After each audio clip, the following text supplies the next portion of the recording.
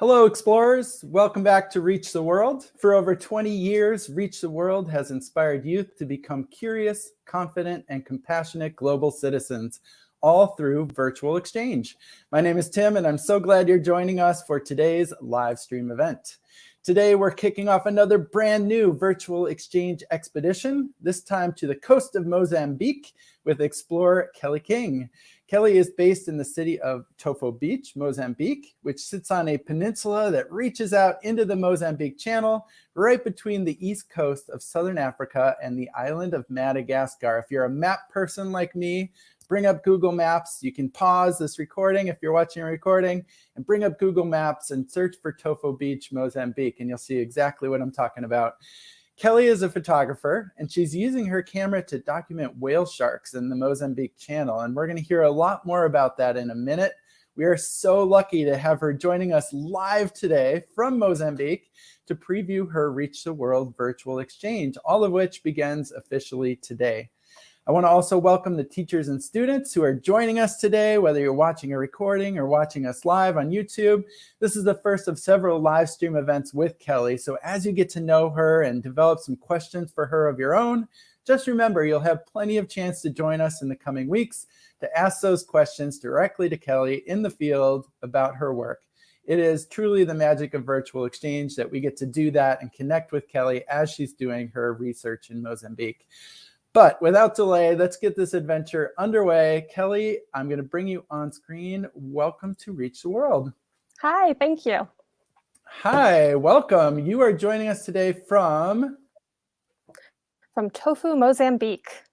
All right. How was my description of where Tofo sits in Mozambique?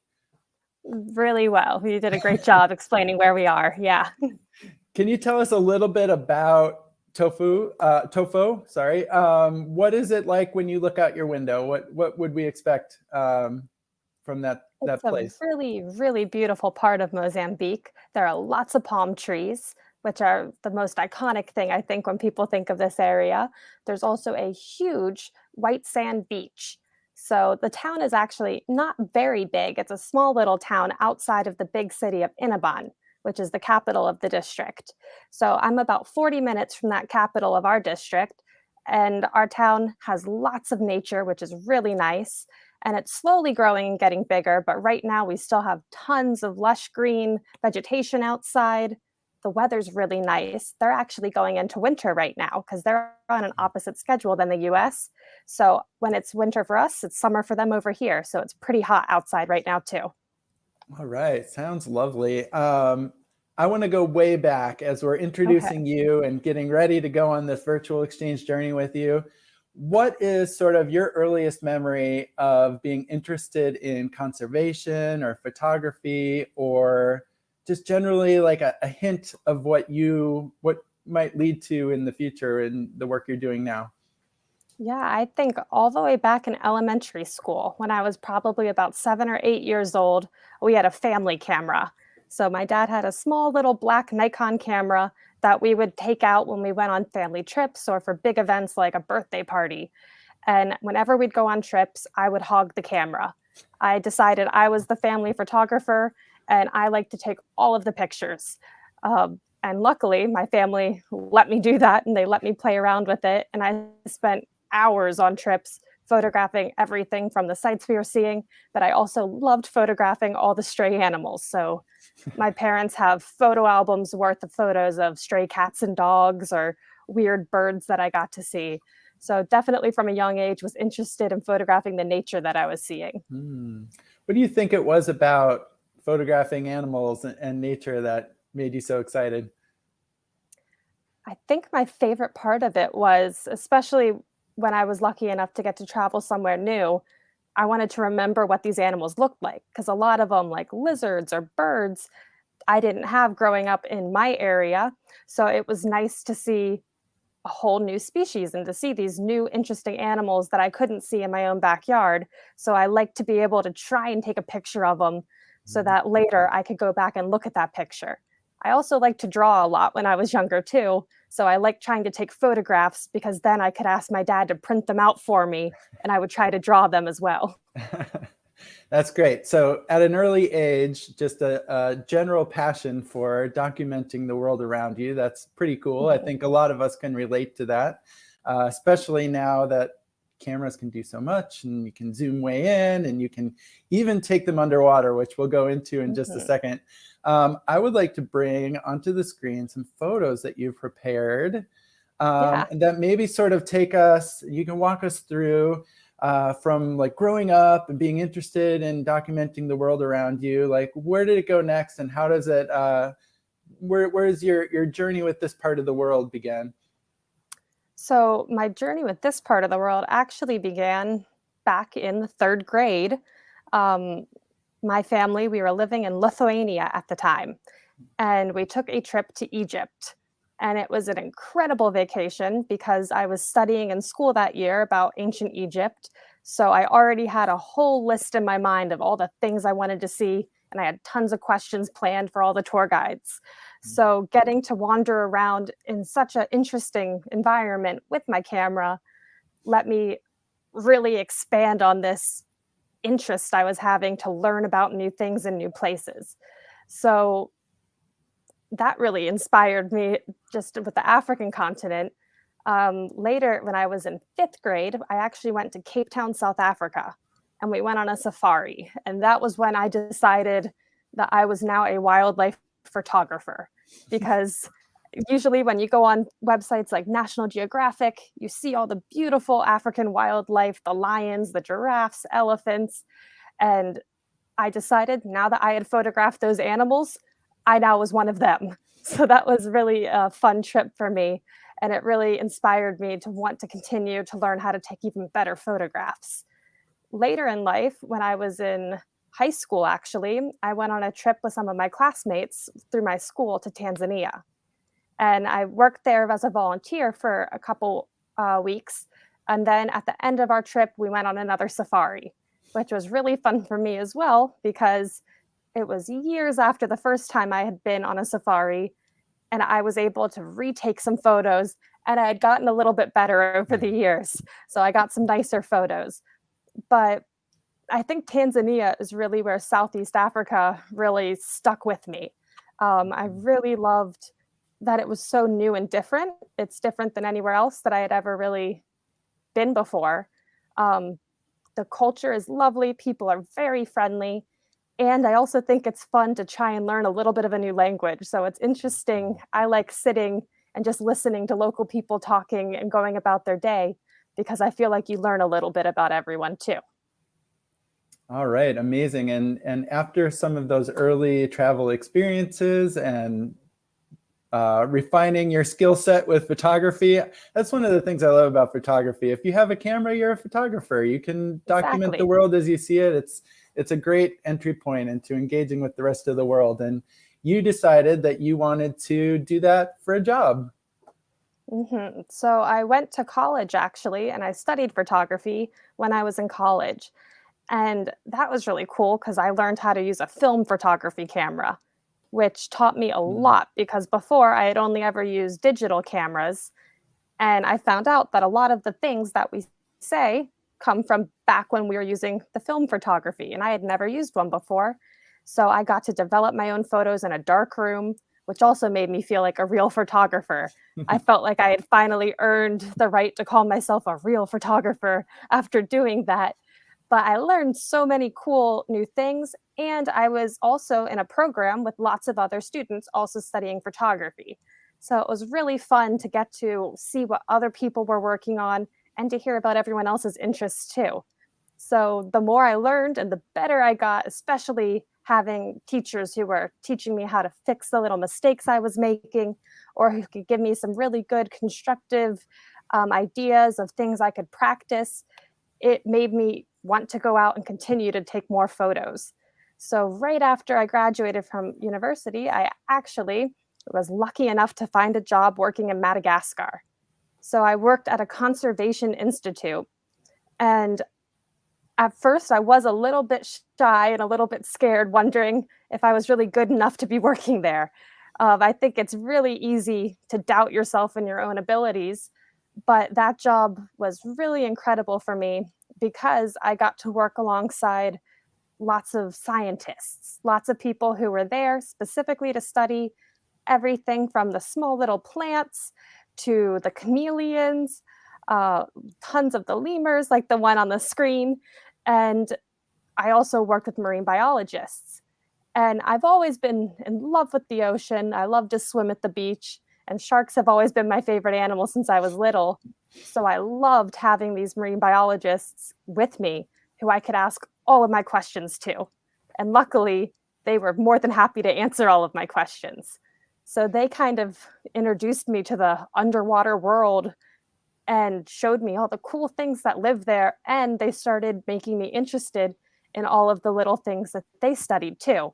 So it made me want to learn even more about the underwater world and the animals and plants that grow and live there. I'm gonna back up the slide. Sorry, I jumped Okay. ahead a little bit too far. This is you graduating from college in 2018, Yeah, which you described. You moved to Madagascar. Very cool. I can't imagine very many better places if you like photographing wildlife. exactly. Yeah. And this is where you got to take photos every day. Very cool. Mhm. Yeah, and getting to take pictures every day was something I had always dreamed of, was getting to have a job where I got to be curious and I got to kind of wander around and look at new things. And it was really fun because part of my job also was updating the social media accounts. So I was posting on Instagram and writing blog posts for them. And it was fun because I had all these questions myself that I knew because I am not a biologist or a marine biologist.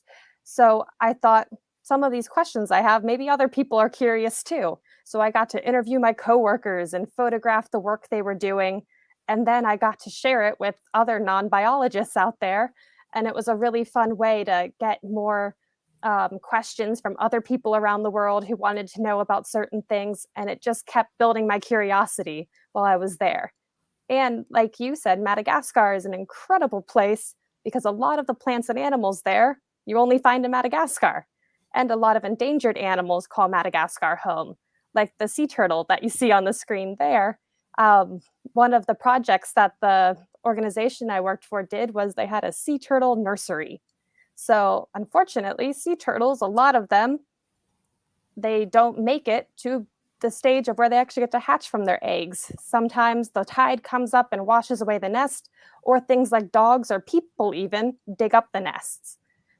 So this organization, they would collect the babies and bring them to a safe place until they hatched, and then they would release them. So I got to spend a lot of time with sea turtles, which was something I had never even thought would be possible. So I was very excited about that.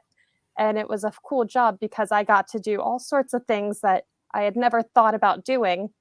And it just made me all of a sudden realize that that's what I wanted to do.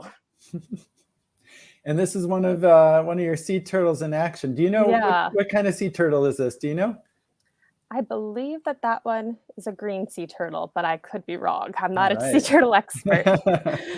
It is pretty cool to be in the water with creatures like this and just see them living their lives. And as a photographer, I'm sure it was very exciting to just get to capture the magic and mystery of the underwater world. Yeah, I really enjoyed getting to see a lot of these things that I'd only read about before and actually getting to see them right in front of me and to interact with them in their natural habitats, which was really cool to see them actually out in the wild where they live and to get to watch them from a safe distance where I could see them just living their lives how they would actually like to live them out happy swimming in the ocean. It looks like you took a big next step to getting into the underwater world by learning to scuba dive. Yeah, so before I went to Madagascar, I wasn't even a very good snorkeler.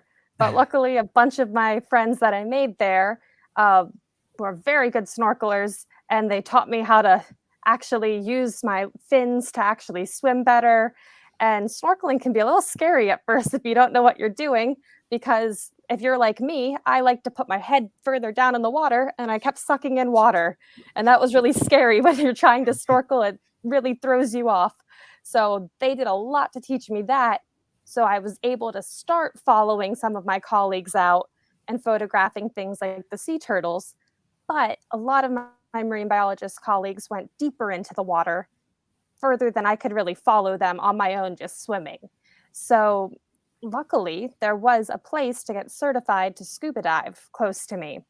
So I decided that I really wanted to know what was going on further out in the water because I would hear their stories and I'd see some of my coworkers' research photographs, and it was a whole nother world and I wanted to see what was out there. So yeah, I got my open water scuba diving certification, which lets me dive to about 30 feet. And it let me do all sorts of cool things and to keep following all the bigger animals that live further out in the ocean. I look at this picture and I think my reaction is similar to what most people who are not used to being in the water with sharks might think of when they see this picture. Like, what is it like to be in the water next to a magnificent whale shark like this? It seems very intimidating, perhaps, to people who like sharks and are interested in them, but maybe might not be ready to get in the water with them. Yeah. The first time I ever got in the water with a whale shark, I was actually pretty scared because they're pretty big animals. And the ones that I've gotten to swim with before are actually only juveniles. So they're still the children or teenagers of the whale sharks. So they are about 8 meters long. So if you can think of like a minivan or even a little bit bigger than a minivan. So they're pretty intimidating when you first get in the water with one because it's such a huge animal. And whale sharks are actually the biggest fish in the entire ocean, which is a really cool fact about them. But the more I started learning about them, the less scary they became because a really good fact to know is whale sharks are filter feeders. So they only eat the tiny little plankton that's in the water. Sometimes they'll eat small fish or small shrimp, but their throat is only as big as a fist. So it couldn't eat you if it wanted to. So they have these big mouths just like a whale, which is why we call them whale sharks. And just like a whale, they open their mouth and they suck in lots of water, and the water comes out their gills and all the food goes down to their stomach. So when you watch them actually in the wild, they're usually not very interested in people. They kind of do their own thing. As long as you respect them and give them enough distance, you can swim about 3.5 yards close to them, but they don't recommend you get any closer because they are big animals and it might turn or it might feel uncomfortable and want to leave. So you have to respect them for that. But they're really a calm, gentle animal. And a lot of people in the marine biology world call them the gentle giants of the ocean. And I really like that name for them because they really are quite peaceful and graceful creatures. They just happily kind of glide through the water eating. And then when they're done, they dive down out of sight. All right. And sort of your journey into the underwater world helped you develop a new skill related to your photography interest too, in the form of underwater photography. Yeah. So what's really cool now, as cameras are becoming more and more accessible, special action cameras and underwater cameras are also becoming more accessible. So my first little underwater camera, I actually bought at Walmart for $20. And it looks like a GoPro, but it wasn't a GoPro. It was a lot not as good of a quality of a video as a GoPro. But it was my first time ever really having a way to capture the things I was seeing underwater in an image. So I started out with that tiny camera, and once I realized how much I enjoyed actually getting to photograph and take videos of the things I was seeing, I decided that I was going to start saving up money to get a nicer camera because some of my coworkers in Madagascar had really impressive large cameras with special lights and flashlights and all sorts of stuff so they could photograph really beautiful photographs of all the small little creatures and all the big creatures like the whale sharks that were out in the water. So I got to do a little bit of research, and some of my coworkers were nice enough to let me borrow their cameras, and I got to figure out what I liked. And what's cool about having a good underwater camera is you can start to learn how to use it just like a normal camera. So underwater, you have less light. So that's the big difference. When you're Mm, above water, if you've ever played with a camera before, sometimes you think you have a great picture and then you look at it and it's so dark and you're mhm. disappointed. And I get that a lot underwater sometimes if I'm not paying attention and I start taking pictures. And then when I'm done with my dive for the day or I'm done snorkeling, I'll open up my camera and I'll look at all my pictures and I'll realize it was too dark. So No. it is funny, but it takes a lot of playing around. But I think that's the best way to learn is to actually go out and try it and see what you can do. Excellent. And this is this a photo you took? Yeah, so that was also a picture I took in Madagascar. Um, we were lucky to have lots of turtles there. So this one's actually a smaller turtle. He was about maybe half a yard long. He was not very big. And they hang up at the surface a lot longer because they can't hold their breath as long as the adults can. So they have to stay towards the surface and in shallower water. So they're fun to snorkel next to. And that I actually took with my little action camera, my $20 camera, All which right. is fun. You don't even need super fancy, expensive cameras to start. You can use whatever you have. They even make waterproof phone cases now. So you can even take your cell phone underwater with you, which is really cool that it's becoming more and more available so that anybody, you don't have to be a fancy underwater photographer to get started. You can start off just by playing around and seeing what you can do. I love it. What a beautiful picture. I love the reflection of the turtle on the surface of the water too. What a Yeah. beautiful creature. Well, thank you for sharing those photos with us. I'm going to take that off so we can Okay. sort of talk about how this has all come together into the journey that you are currently on, and we're going to go on with you. We know that you like documenting the world and wildlife in particular. We know that you have developed all of these great photography skills, including underwater photography. So how is that all sort of coming together in what you're doing now? So now what's really cool is whale sharks have those fun spot patterns on them. And each whale shark has spots that are unique to that shark, just like how you and I have a fingerprint that's unique to us. So scientists realize they can take a picture of it and then they can say, oh, we've seen that shark before because the spots Hmm. match one that we saw last year. So there's actually a website where people can upload pictures of whale sharks and it will tell you, oh, this is a brand new shark. We've never seen this one before. Or it'll tell you, like, oh, yeah, he was seen last month and he was here last year, or it's been a couple years since we've seen him. So this really made me excited when I found out that they were using photography to track the sharks because it combined photography and the whale sharks, which are my favorite shark. And I realized that I could use my photography skills to help assist researchers better understand a species that is right now it's on the vulnerable endangered list. So there's not tons of them in the world and we don't know a lot about them. Researchers are still finding out tons of new things, but there's still so much more that we could learn. So I love the idea that I could use something that I know how to do, which is taking pictures, and I could apply it towards actually helping researchers study these really cool, beautiful animals. That is so cool. And I feel very lucky that we're going to get to follow you on this journey. You just arrived not too long ago in Mozambique, and you're just getting started with this research process. So through the course of this virtual exchange, students and classrooms who are following you are going to get a chance to see what it's like to go out in the field and see what you're seeing off the coast of Tofo Beach and be a part of this field work with you. And I'm going to add to the bottom of our screen a link to Kelly's virtual exchange homepage. This is where Kelly's going to be publishing her articles over the course of the next 7 or 8 weeks, where you'll get to see and read a little bit more about what she's doing and some of the nuances of her research that we're going to talk much more about in the coming weeks. But make sure you get a chance for those classrooms that are watching to go visit this site.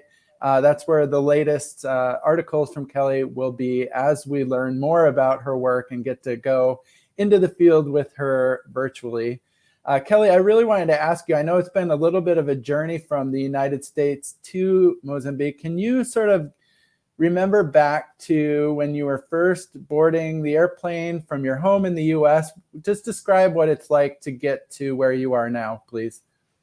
Yeah, so I am from Richmond, Virginia. So that's where I started my journey. So my parents drove me to the airport in Richmond. We have an airport there that I boarded my first plane of my journey, which was from Richmond to Atlanta, Georgia. So I had to check all my bags in, and I brought quite a few bags since I'm going to be here for a little while. And luckily, I had my parents to help me drag everything into the airport and check everything in. So I got to see them, I got to say goodbye to them. And then I got on to my first flight, which was about 2 hours long. So to go from Richmond to Atlanta. Once I got to Atlanta, I had a little bit of time to have a snack at the airport before I had to catch my long flight. So, my next flight, I went from Atlanta, Georgia, all the way to Johannesburg, South Africa. And that was the longest flight I've ever actually been on in my entire life. It was about 15 hours. So, I was pretty nervous about that flight because I couldn't imagine having to sit still for 15 hours in one spot. Luckily, it went overnight. So I was able to get some sleep. So that made some of the time go by. And they had lots of good movies to watch on the airplane and some very good snacks. So it wasn't too bad of a trip. Good. And then once I got to Johannesburg after my 15-hour flight, I quickly made my way through the airport and I got on a small plane that took about 40 passengers. It was a pretty little plane. And in about 40 minutes, we flew from Johannesburg to Maputo, which is the capital of Mozambique. And once I arrived in Maputo, I spent about a week in the capital. Um, Unfortunately, I lost one of my bags. It didn't arrive in Mhm. Maputo with me. So it was nice that I was there for a little while. So finally, I got my bag after 2 days and I had all of my belongings with me again. And I got to meet with some people in the capital, sort out some logistical things that I had to do. And then I caught a minibus. So there are the shuttles that drive from the capital to different places in Mozambique and even to South Africa. So I got on one of the shuttle buses, which is like a mini, like one of the vans that you see sometimes. Like I know for after school activities, sometimes they like martial arts centers hire vans. They're about that size. So I took one of those, and there are actually only two passengers, me and one other person who were driving to Tofu. So we drove for 8 hours, which was not actually too bad after my 15-hour flight. So I was happy I had a week in between before that flight and my drive. But we drove, I left at 10 a.m., and we finally arrived in Tofo Beach at around 6 p.m. So it was quite a long journey, but we did have some stops along the way for snacks and to get out and stretch and walk around a bit. And then I finally arrived here in Tofu, and I was very excited to finally be where I would be living for the next couple months. Excellent. That sounds like quite a journey. And I am curious and have to ask on behalf of students who I'm sure are also curious, what do you pack for a journey like this? You're going to be in Mozambique for 9 months, I think you said, doing your work. Yeah. What do you bring? What do you put in your suitcase for a journey like that? Yeah, I always start packing a few days before my trip because I'm a very, very bad packer. I always want to bring more than I have space for. So I like to get everything out, and usually my mom or my dad will help me sit there and go through everything that I initially want to take, and they help me make the hard choices of what I have to go put back. So I brought a lot of clothing. I brought a lot of swimsuits because I'm going to be out on the water a lot on boats, helping collect some research and studying the whale sharks. I brought a lot of sunscreen. I'm a very pale person, so a lot of the weight in my bag was sunscreen. Um, for clothes, though, I brought some nice clothes for the beach, so shorts and t-shirts. But I also packed some longer pants because there's really bad mosquitoes here. Mm. And at nighttime, people like to wear long clothes.